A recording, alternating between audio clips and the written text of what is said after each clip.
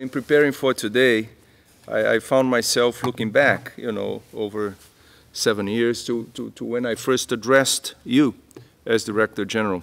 Back in September 2013, I said that the WTO was at a crossroads.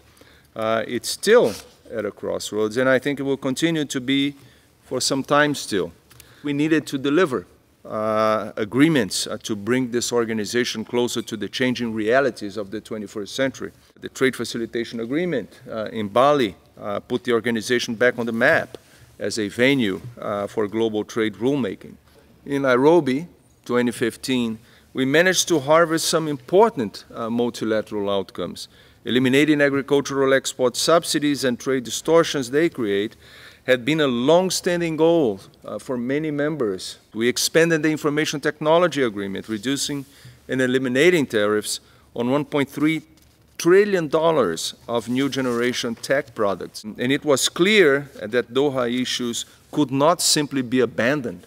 At the same time, it was an inescapable reality that there were other very real issues that needed to be addressed within the WTO. You know them all: e-commerce, facilitation of investments for development, micro, small, and medium-sized enterprises, domestic regulation of services, trade and economic empowerment of women. Those initiatives have since become an important part of work here in Geneva, with a growing number of participants from both developed and developing worlds, and a welcome spirit of transparency and inclusivity from the proponents.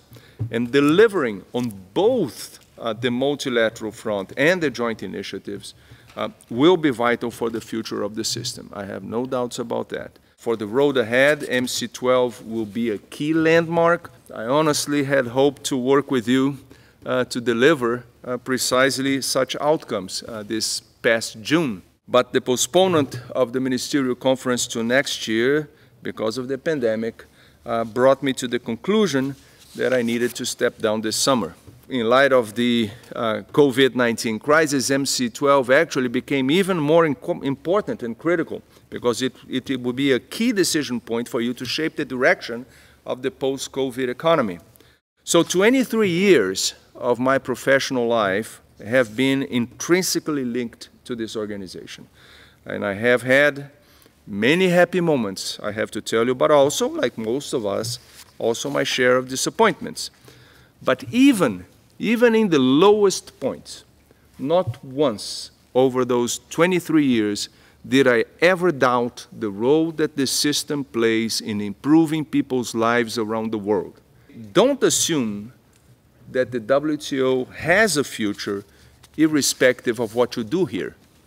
To assure the future of the WTO, it is fundamental that members truly believe in the need to update the system.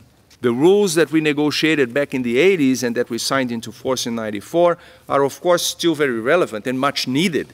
Lose this and we lose fundamental pillars of peace and prosperity.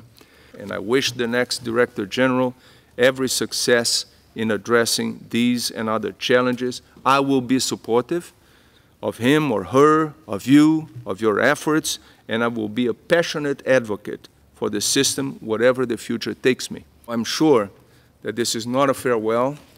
This is, as we say in Brazil, just a ciao.